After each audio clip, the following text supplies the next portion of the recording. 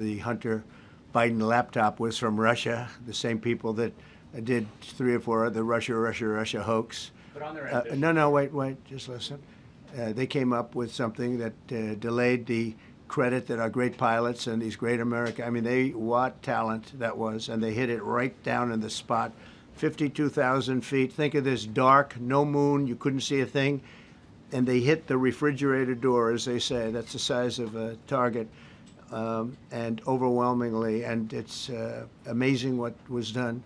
We're the only ones that could have done it, and we took out the 2 of the other sites also. In addition to that, we finished them off.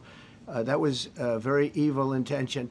I believe that, and again, time will tell, but I don't believe that they're going to go back into nuclear anytime soon. They spent over $1 trillion on nuclear, and they never got it together.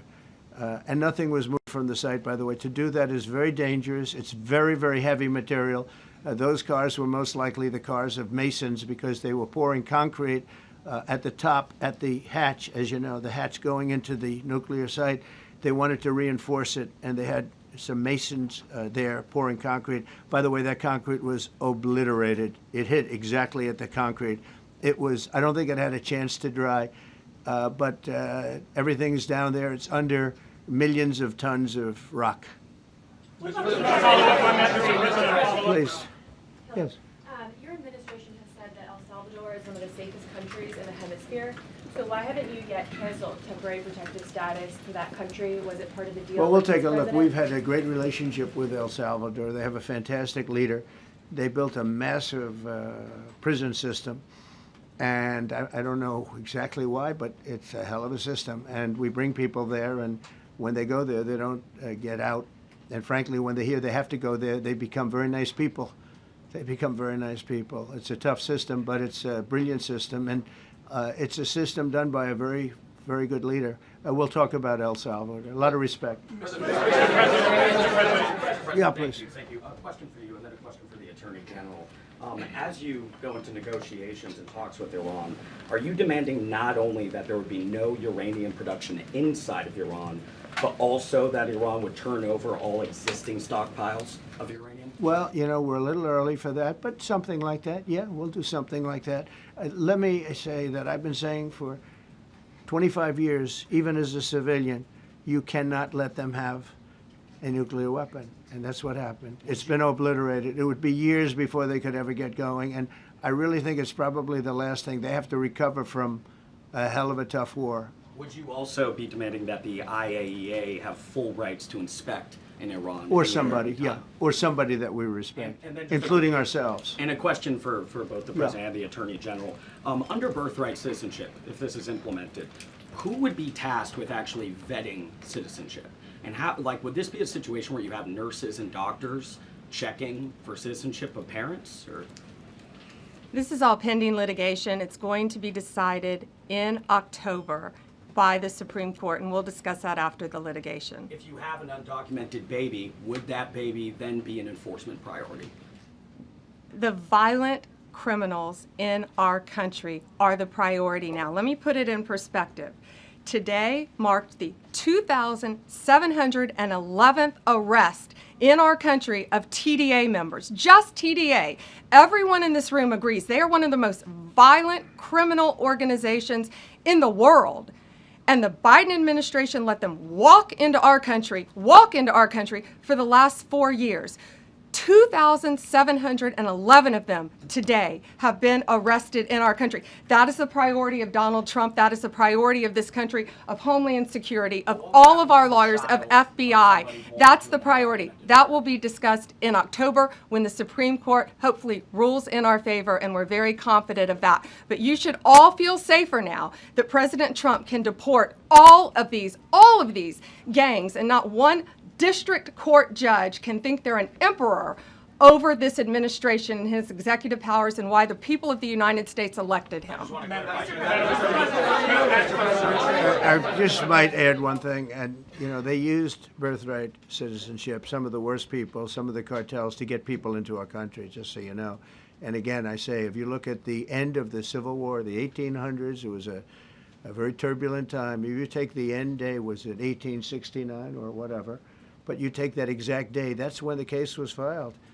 And the case ended shortly thereafter. This has to do with the babies of slaves, very, very obviously. And I think we're going to win. People didn't, I don't think they went about discussing it right. I came along and we looked and we said, wait a minute, this is wrong. We've been looking at birthright citizenship wrong for years, but they've used it. The cartels have used birthright citizenship to get very bad people in. And what Pam's doing and what Todd and everybody else, what they're doing at DOJ and all over, FBI, ICE, Border Patrol, these are incredible people.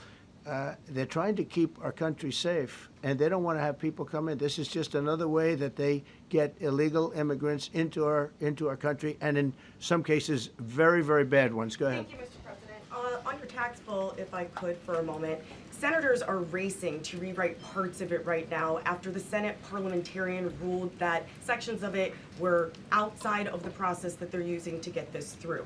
Do you think that senators should respect the decisions of the parliamentarian? And what have you personally done in the last 48 hours to try and get Republican senators who are against the bill to a yes? Well, look, it's a great bill. It's a massive tax cut. If it's not approved, your taxes will go up by 68%. Think of that, 68, a record, the highest in the history.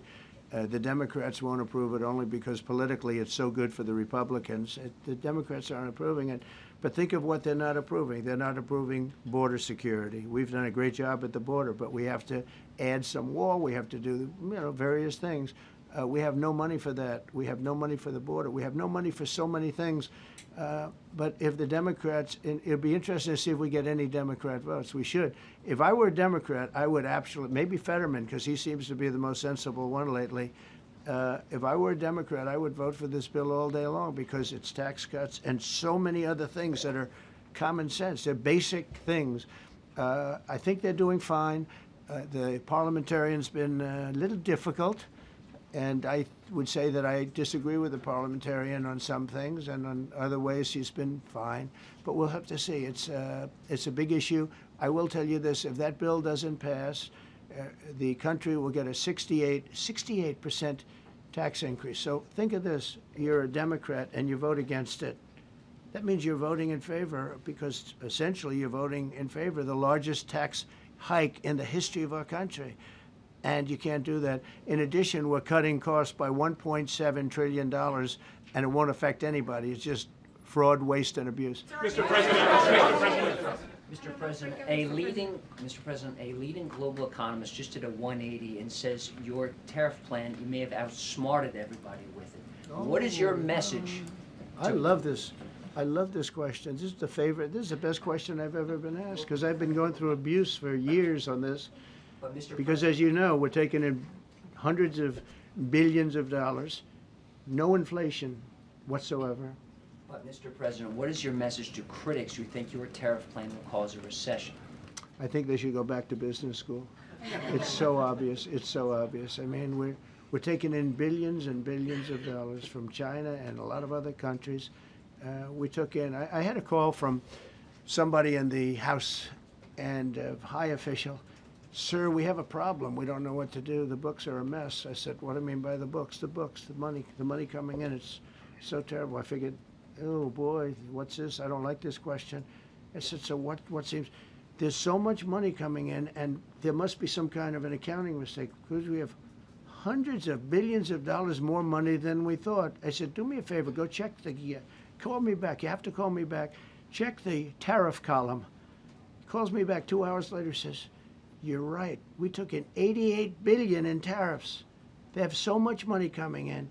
But more important than the money coming in, we have companies coming in, factories coming in, auto plants being built. AI is being built here instead of being built all over Europe and Asia. We have all of it. We have over $15 trillion, just about, Scott. I think we're right about that number. We went to Saudi Arabia. We went to Qatar, we went to UAE, very smart people, very smart leaders, great leaders, and we took in $5.1 trillion just there. Without the tariffs, I mean, they also liked a thing called November 5th, November 6th, and November 7th. That was a very good little period of time. It's called the presidential election. You know, you used to have one-day election, now you have it go over it, but even if you just took that little period, because it was pretty obvious it was going to be a landslide, and they like that, but they love the tariffs. I had Texas Instruments come in the other day, big company, and he said, we're putting in $60 billion into new plants and new equipment, new everything.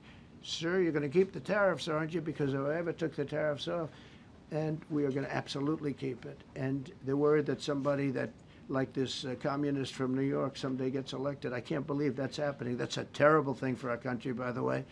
He's a communist. We're going to go to a communistic state. That's so bad for New York.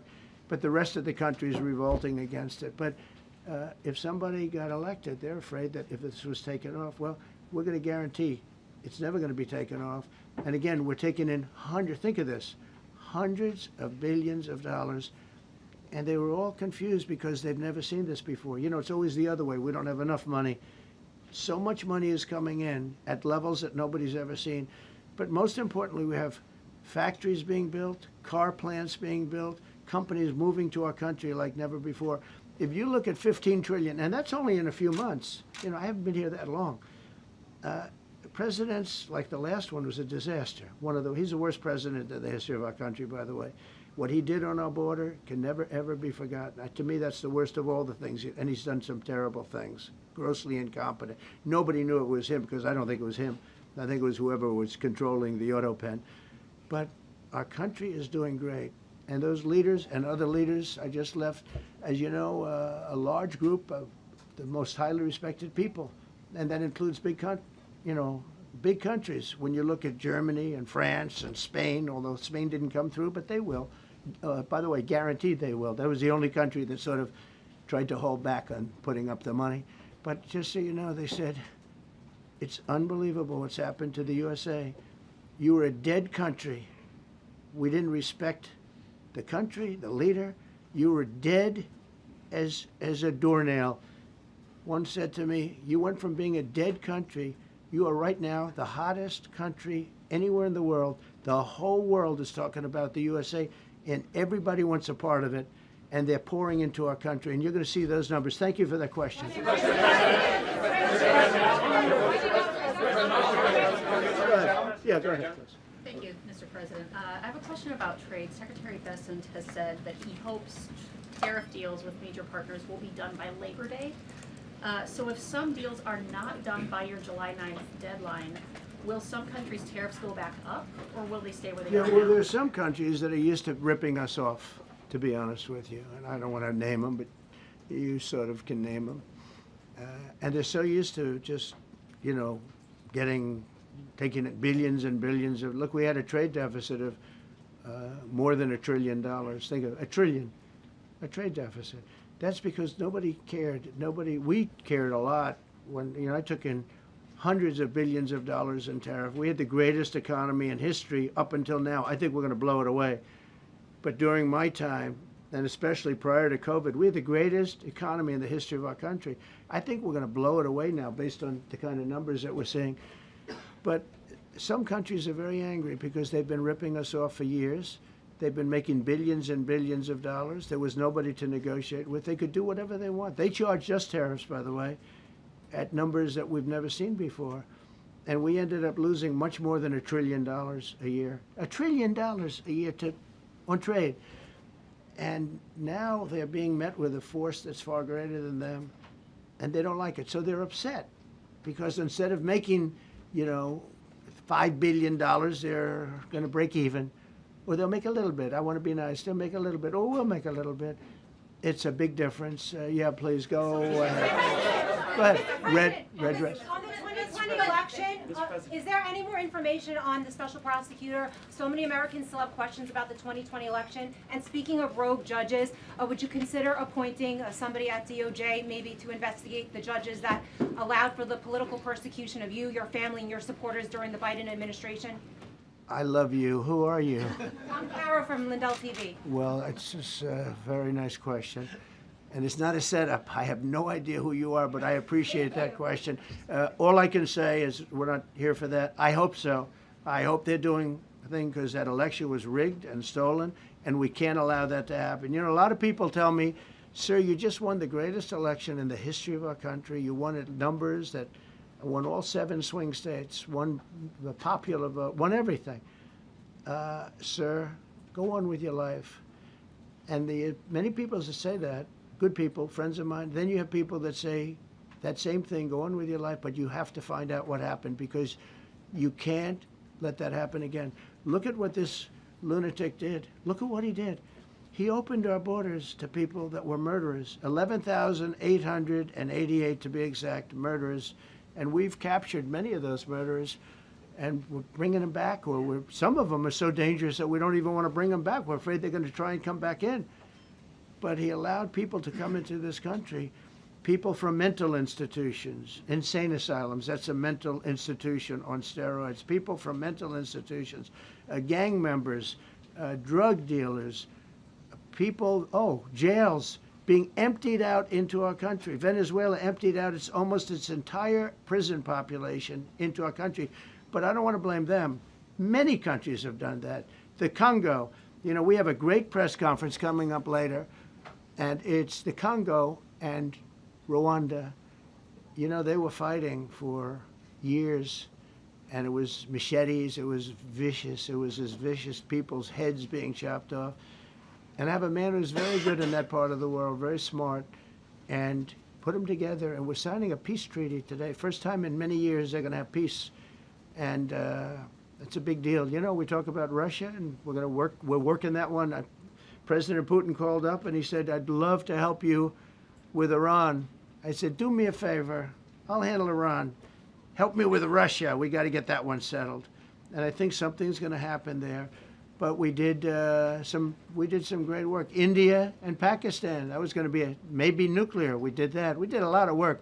I don't know if there's ever been a president that's done much more. Serbia, Kosovo was going to go at it. Going to be a big war. I said, you go at it. There's no trade with the United States. They said, well, maybe we won't go at it. That's what happened with India and Pakistan. I was negotiating with both of them, and I said to Scott, I said to Howard, cancel all deals with India and Pakistan. They're not trading with us because they're in a war. They called back, what do we do? I said, look, you want to have trade with the United States, it's great. But you want to go and start using nuclear weapons on each other, we're not going to allow that. And they both agreed. Both have great leaders. They both agreed not to do it. So we did a lot, but I appreciate that question. Sir, on peace deals, can I follow up with you? Sir, can I follow up on peace deals? Thank you so much. Thank you, Mr. Orange. President. Thank you, Mr. President. I was just speaking with Senator Ron Johnson on the One Big Beautiful Bill, and he says he really wants to get to yes for you and get this accomplished. He does. He's a good man. But he also said that he needs more time, and he is not certain that the July 4th deadline is Well, possible. then he's not such a good man. Because there's too much work to do. He's a good man. Ron How Johnson's important- doing a good job. He's very committed. Every Republican senator is committed. And, you could have a couple of grandstanders, in all fairness. You could have somebody else. And it's very dangerous because our country would go from being the most successful country in the world to who knows what happens with a 68%, think of it, 68% tax increase. That was given by the Democrats because they like high taxes. I don't know what happened. All my life, I'd grow up and I'd watch politicians talking. I'd say, oh, that's fun. And they were always saying, we will cut your taxes. We will cut your tax. I never heard it. They say, we will raise your taxes. And they elect people like this guy in New York that maybe has a chance. I find it hard to believe, but he maybe has a chance. They want to raise your taxes. So they want to see a 68% tax increase. That's more money than anybody could afford. You'd go into a depression if that ever happened. So I think there's a lot of pressure to get that approved. President Trump, Mr. How important is the July 4th deadline to you?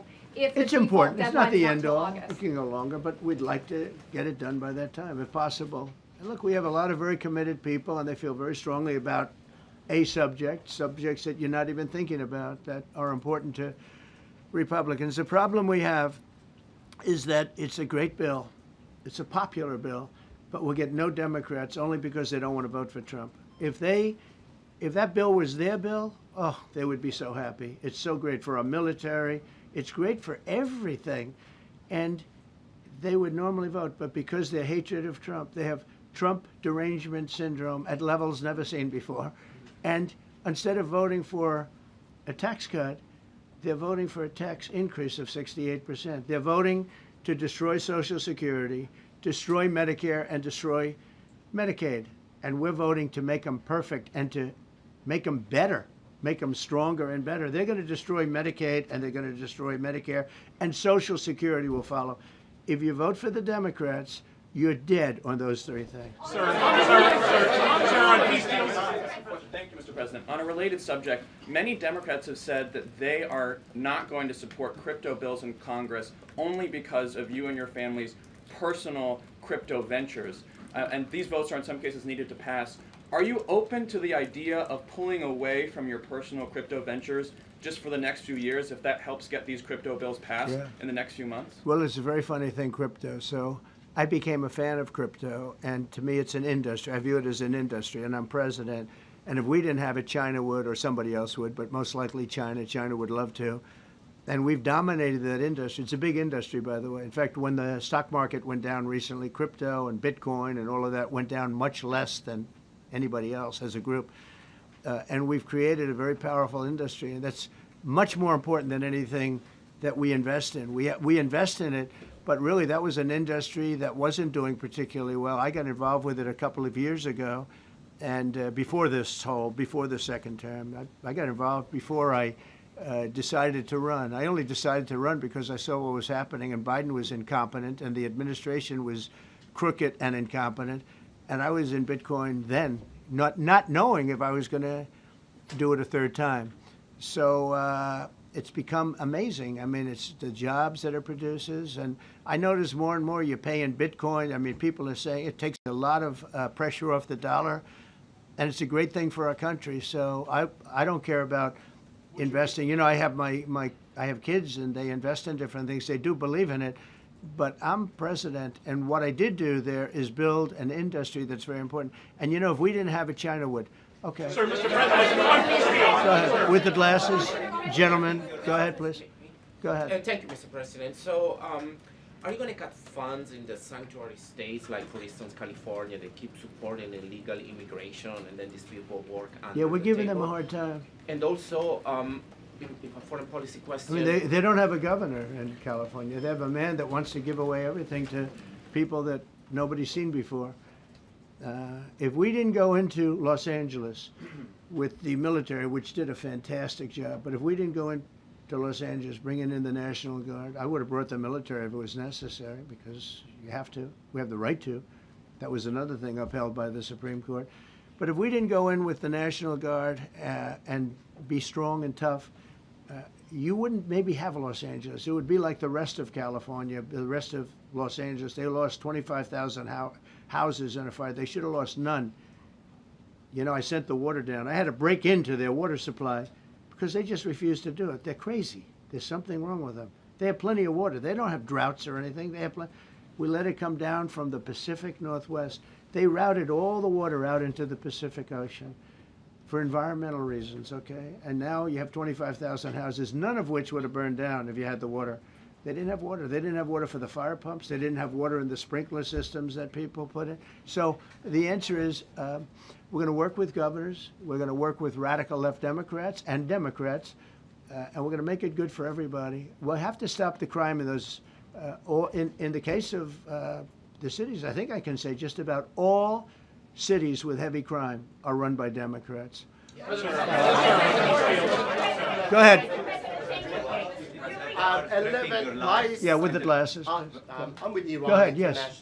Yeah, no, the man behind you, yeah, please. President Trump, Anthony Marshak from Amphibia, Lebanon. I want to ask you regarding the threats posed by Iran's allies and proxies operating in the U.S. They were threatening your life.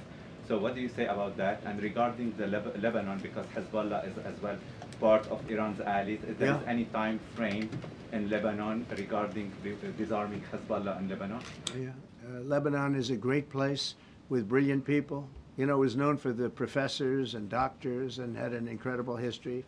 And hopefully we can bring it back again. I just appointed a friend of mine who's Lebanese, and I didn't know he was Lebanese. I've known him for 20 years, very, very successful man. And I just appointed him.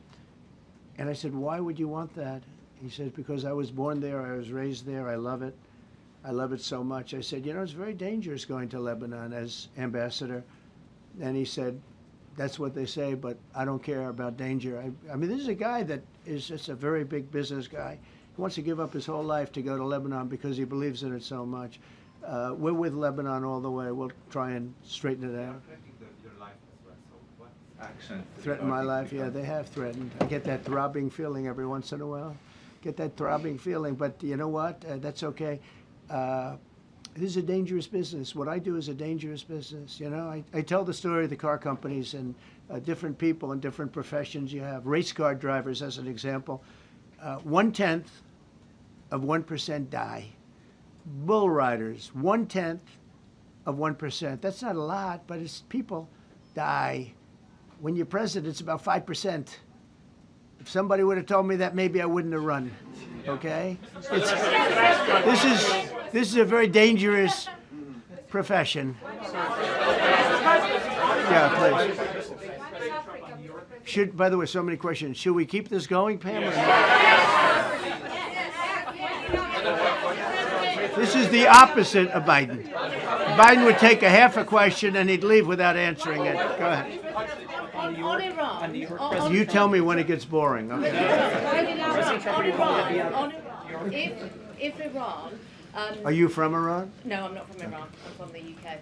But if the intelligence reports conclude that Iran can enrich uranium to a level that concerns you, would you consider bombing the country again? Without question, absolutely. And have you had any conversations? Turned out to be unbelievable.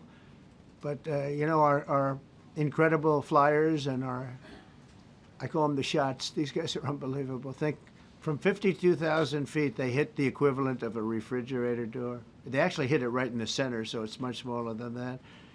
And just bomb after bomb going deeper, deeper, blowing up.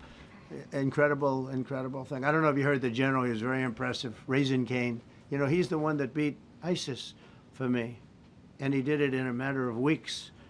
And I was told it was going to take 4 or 5 years. And when I got this job, I always said, if I get this job, I'm going to put that guy as the head of the Joint Chiefs of Staff. And Dan Kane, and he, when I heard his name was Raisin, his nickname is Raisin Cane. I said, you got to be kidding. So I liked him right from the beginning. But he knocked out ISIS in a time that nobody ever thought possible. And when this attack was completed and so successful, I said, now I know how you knocked out ISIS so quickly. But we have the best people, we have the best equipment in the world. You know, I rebuilt the military during my 4 years, during my other term. We have the best equipment in the world. The problem is we gave away, you know, a lot of it, but small relatively speaking. We gave a lot of it away to Afghanistan. Shouldn't have happened. That just shows how incompetent they were. They gave all that equipment away, billions and billions of dollars worth. Shouldn't have happened, but that was small compared to what we have. Now we have a great military with great people. Okay. Yeah, please. Mr. President, congratulations. A couple of very different questions. One is Rwanda, 1994. As you grew up in New York, we all knew how horrific those attacks were. Congratulations on that treaty. There are talks that perhaps... That's going to take place today at 3 o'clock in the Oval Office. We're going to have a signing with Rwanda and the Congo. So I'm a little out of my league in that one because I didn't know too much about it. I knew one thing. They were going at it for many years and with machetes. It is one of the worst wars that anyone's ever seen.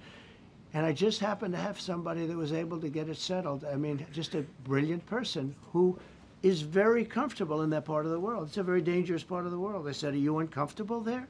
People are being killed. School children are being raided and killed.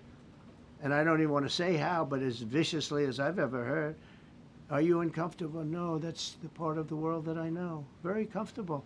Was able to get them together and sell it. And not only that, we're getting for the United States a lot of the mineral rights from the Congo as part of it. They're so honored to be here. They never thought they'd be coming to. Look, this is a very tough part of the world. They never thought, they were just telling me, they never thought they'd ever be coming to the White House. And they're so honored. And so we're going to give them a great big reception. But that's after many years of fighting. It's a great thing. That's at 3 o'clock, I believe. Sir, are you concerned at all about secret nuclear sites in Iran?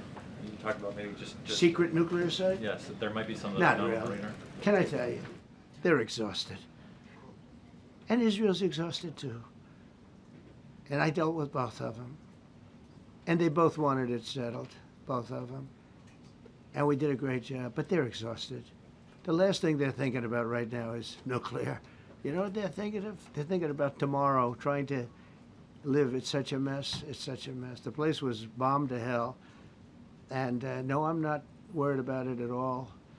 And I'm putting out a little statement. I'm going to respond to the Ayatollah's statement yesterday that we won the war. Oh, God, we won the war. And I said, look, you're a man of great faith, a man who's highly respected in this country. You have to tell the truth. You got beat to hell. And Israel was beat up too. They were both beat up. And it was a great time to end it. It was quick. They got the hate out. There was a lot of hate, a lot of hate. It would be great if they didn't have that hate. But the last thing they're thinking about is nuclear weapons right now. Please. Thank you, Mr. President. Iris Tao with NTD Research Media with the Epoch Times. Thank you Good. so much for doing this. It's very refreshing for all of us here. It's a good group. In this room. It's refreshing. Very refreshing. Yes, we haven't Probably. had this in, for the past. I understand what you mean. So thank you so much for coming out here. Other to talk than to Caroline's us. done a great job. Yes, You're referring to the past administration, Yes, not to yes. Caroline, right? Yes. Back to the ruling today, if you don't mind. So you have always talked about winning for the American people. Right. How do you think today's ruling will enable you to further deliver for American families and workers across the country, not only when it comes to immigration, but also when it comes to trade, energy? What actions are you most eager to move forward Well, I with think now? taking power away from these absolutely crazy radical left judges is a tremendous, this is such a big day.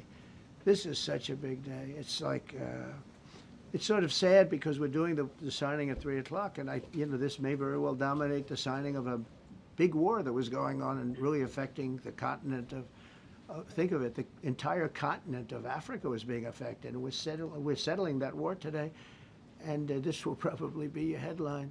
But this is a very big moment, and it gives power back to people that should have it, including Congress, including the presidency. And it only takes bad power away from judges. It really doesn't take power. It takes bad power, sick power, and unfair power. And it's really going to be, this is a very monumental decision. Yeah, please. Yes, President, thank you very much. On July 9th, is that July 9th date set for tariffs to snap No. back? Or could there be a... We can do whatever we want. We could extend it. We could make it shorter. I'd like to make it shorter. I'd like to just send letters out to everybody. Congratulations, you're paying 25%. He doesn't want. He's a much nicer person than I am. Go ahead. You finish it up. Who are you considering for the Federal Reserve then? And are you speeding up that process? I see Secretary. Oh, he's terrible. He's terrible. I mean, I have a list of things. We're like 38 on the list. We pay, Cameroon and different places are paying the same as us. Because, you have somebody sets a rate at 4% or 4.5%. It's hard to go out and say we should be paying 1% when you have your so-called experts doing it.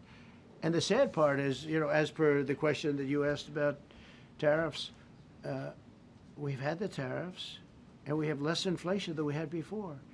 What we have is a hell of a lot more money, a hell of a lot more income, and we shouldn't be paying a rate like that. In other words, when we pay a rate, I'll tell you, each point is the equivalent of $300 billion.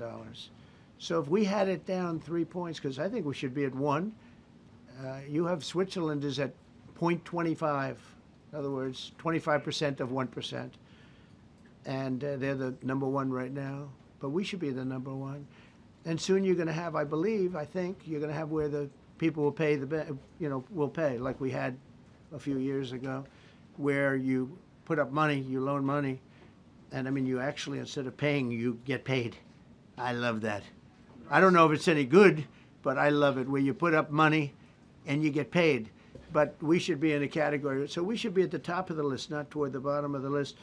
But we have a man who's not a smart man, and he probably has Trump derangement syndrome. And he's just not a smart person. What he's doing, though, he's hurting us for years to come. Because if we borrow money at 2 points higher than we should be paying, that's $600 billion. Wouldn't you say those numbers are about right, Scott? So it's 2 points would be about 600, actually more than that, but about $600 billion, all because the guy doesn't want to lower the rates. He's doing the service, a very disservice, and then he goes up and talks about, I'd like to see costs come down. He gets up and he does his little thing for 5 minutes, and he goes out and he goes back to the beach. He goes, I'd like to see costs come down. Well, he could lower the interest cost by $900 billion a year. All he has to do is lower rates. And everybody's saying, I was watching some of the business shows today, and they're saying, you know, Trump's right. He should really be cutting. The country's doing well. We have no inflation. Now, despite him, we're doing great. But if we got the rates down, we would be a rocket ship. So I think that'll be it. And I just want to thank everybody. This is a really big day. We've had a big week. You know, we've had a big week. We've had a lot of victories this week. NATO was a tremendous victory. The war was a tremendous. Look, we were talking about this for 30 years, about Iran being nuclear. And all I said is it will not be nuclear, and it's not going to be nuclear. And, you know, I want to give credit to a lot of people, and most importantly to our great military. Boy, they put out that fire. Once that happened, once those bombs got dropped, that war was over. That war was over. But I just want to compliment them. Incredible. The general and all of his generals. Pete Hegseth was great. They all. And now I want to compliment Pam. A lot of genius went into this. You know, people, if you don't say it exactly right, if the Supreme Court doesn't get it because it's incorrectly spoken about, and that happens. A lot of cases are lost because they don't say the right words. But I want to correct. She's going to go down as a great attorney general. I may change my mind about that. I don't know. Maybe someday I'll have call and say I was only kidding. She's going to go down as a great attorney general. This was a tremendous win, and we've had tremendous wins, but this was a tremendous win today. So I just want to congratulate you and Todd and your whole staff. Very brilliant people. And we can't forget John Sauer. That's right.